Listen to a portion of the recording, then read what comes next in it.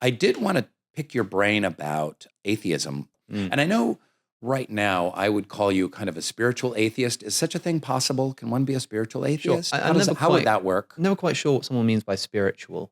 Like, do you mean like has a spirit or believes that? An atheist that incorporates kind of transcendent emotions into a larger kind of heart-based compassion I would say into their belief structure and way of living. I leave room for it. I don't believe in anything transcendent of the material, but I haven't like ruled it out, and I'm not a materialist in the sense of saying there is only the Are material. you now considering yourself an agnostic? Yeah, I think that's Is that a cop out? A lot of people would say, like, Sebastian Junger came on the show and he's like, it's a bullshit cop out. You're either an atheist or you're a theist. Of course there's an agnostic. We can't know anything. We can't know any truth. What do you think? Well, I've heard people say that, and usually it's an atheist of the type of Christopher Hitchens who wants to say that, agnostics are just atheists without a backbone or something. It's like, okay, man, I still don't know if God exists. Like, that is just true. I don't know. It would be maybe a cop-out if I was intentionally, like, calling myself one just for, like, better PR or something. But if anything, it has the opposite effect because I get a lot of flack for not being too, firm in a position. As I like to say, I will die on this fence. I think it is the most reasonable position to hold, especially because there are so many levels to agnosticism. It's like, okay, is it that you don't know? Is it that you think that it's unknowable? Because it could be that, like, I'm agnostic about whether it's raining outside. Yeah. But I believe we could go and find out with a little bit of effort if it's raining outside. But there's a kind of agnosticism which says you can't know, right? So I could be an agnostic in the sense, like, my some random uncle of mine or something who's never really thought about theology Mm-hmm. would probably say, if I were to ask, like, yeah, I guess I'm an agnostic, I don't know. But that's just because, I haven't looked at the arguments. If I have a look, I'll Right. figure it out. There are others who have studied all of the arguments, still Right. say they're agnostic, but because they think you won't be able to get to an answer, right? And it's a difference saying, I just don't know and I can't know. Mm-hmm. But there's also an agnosticism that comes about as not knowing what someone's talking about. Do you believe in God? Oh, I was like, what do you mean by God? What do you mean by God? Really? It's that annoying Petersonian question, but you need to know. The classical, like, Thomist philosophers will say that God is being itself. God is just being. What the hell does it mean to say that being doesn't exist? What does that even mean? It's like a contradiction. But if you think that God is just being, then you could, as an atheist, be like, yeah, okay, well, I believe that stuff exists, and I guess that makes me a pantheist or something. And it all starts getting muddy and confused. Sure. So it's like, okay.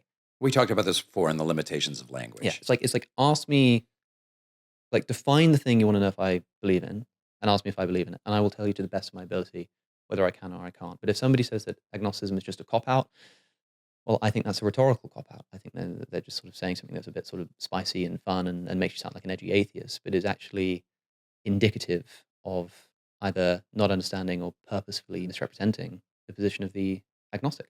Now, you said before that you don't believe in anything beyond the material. Mm. And in our previous conversation, I described kind of my definition of God as being much more akin to something like beauty Mm. or truth or even love. Have you ever been in love? Yeah. You've been in love. You've felt deep love Mm. for a partner, a romantic partner? Yeah. And have you felt it for a family member? Yeah. I mean, one always wants to say, I think so, because I imagine that, for example, when you have a No, child I feel for the first so. time, and You- yeah, that's Okay. the problem, isn't it? Okay. But I can kind You of imagine think that you have felt love, but you don't know that you've felt it on the kind of a level of, like, having a child or something like that's that. what I mean. It's like, I'm sure that when you have a child, it changes the paradigm. I had really I had a does. Christian friend who recently had a child and said that having a child made them suddenly understand not the sacrifice of Jesus as sacrificing himself, but the sacrifice of the Father sacrificing his only son. He was like, I've just Right. unlocked this whole new understanding of what it means to love a son that you've I had a begotten. new understanding of God and the divine when I had a child. I didn't Yeah. have it. My wife had it, and my wife and my child almost died in childbirth. And Yeah. it was a horrific story. And it was in the middle of the night in a hallway in the emergency room in a hospital in Van Nuys, California. It was utter childbirth nightmare that I wouldn't wish on anyone. Everyone survived. It came out great. And I held my son in one of the most profound moments of my life in this hallway at 4 a.m., having him almost die and being brought back from death. And there I was, and I looked him in the eyes, and I felt a kind of love on a level that I had never experienced before. And it made me understand God in a different way, because the idea of a judgmental God, a punishing God, a God that is scowling and looking down on us and keeping little marks of what we've done wrong, and that if someone sins or errs, they're going to be cast out or punished or smited or sent to hell or something like that, becomes preposterous. Yeah. Because when you love this child so much, of course there are consequences to behaviors. You know, when my son did some nefarious activities here and there in his teenage years, there were consequences to it, but the love never wavered. And the idea of some kind of like undying punishment from me to this beautiful little creature that had come into the world was beyond the possibility. And then I'm just a unemployed sitcom actor with a mediocre podcast. What do I know? Let alone the divine being, Father, creator of love itself.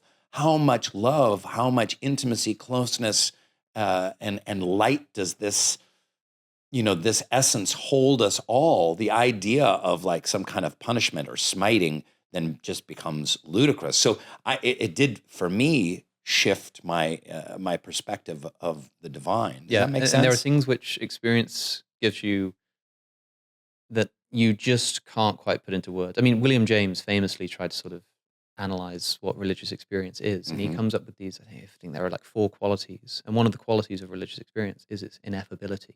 You cannot put it into words. You can't explain it.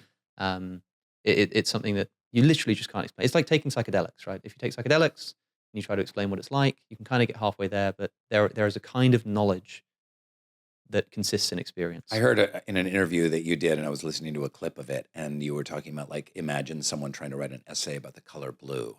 Yeah. You could know a little bit. It could give you some clues into the color blue, but if you'd never seen color before and you grew up in a gray room or you were colorblind or whatever, and all of a sudden you had access to color, seeing the color blue is a very different experience than reading about the color blue. Yeah, this is a thought experiment called Mary's Room. So you imagine Mary in this room, but you can make it even worse, because you can say, imagine that Mary in this black and white room that she's born in has access to everything that ever even could be written or uncovered or understood about the color blue. All the science that we yet to discover, all the color theory, everything that could even be known. She has it all written down, she studies it all. And then she steps outside and she sees something blue. The question is, does she learn something?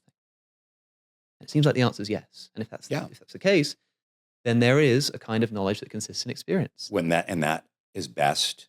And love is like that. And that points us to love, because I think that love is the greatest kind of analogy to God. And you said, I don't believe in anything kind of transcendent beyond the material. Do you believe that love is merely kind of neurons and endorphins in the brain united with some kind of DNA kind of like impetus towards propagation of the species? Now, that's a genuine mystery, because I think that's tied up to the question of consciousness more broadly. I don't have any problem saying that the experience of love is something like a feeling. It's something that you very strongly feel. And so if you're going to be a materialist about consciousness in general, you can say that love is just one of those feelings that is neurons in the brain.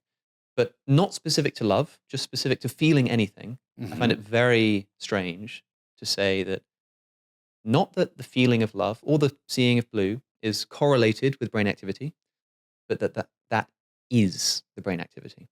That love is the same thing as the neurons firing in my brain when I feel love. I'm not interested in what the brain's doing. I'm interested in the experience that correlates with that brain activity. If the experience of seeing blue is just neurons firing in my brain, if that's what blue is, I should be able to cut open your brain and find blue in there somewhere, but you can't. There's something called blue, this experience that you have, which goes alongside the brain activity, but is not the same thing as it. That is the greatest mystery for materialists to explain, which is why I'm agnostic. That's why I say I leave room for this. I don't say I'm a materialist.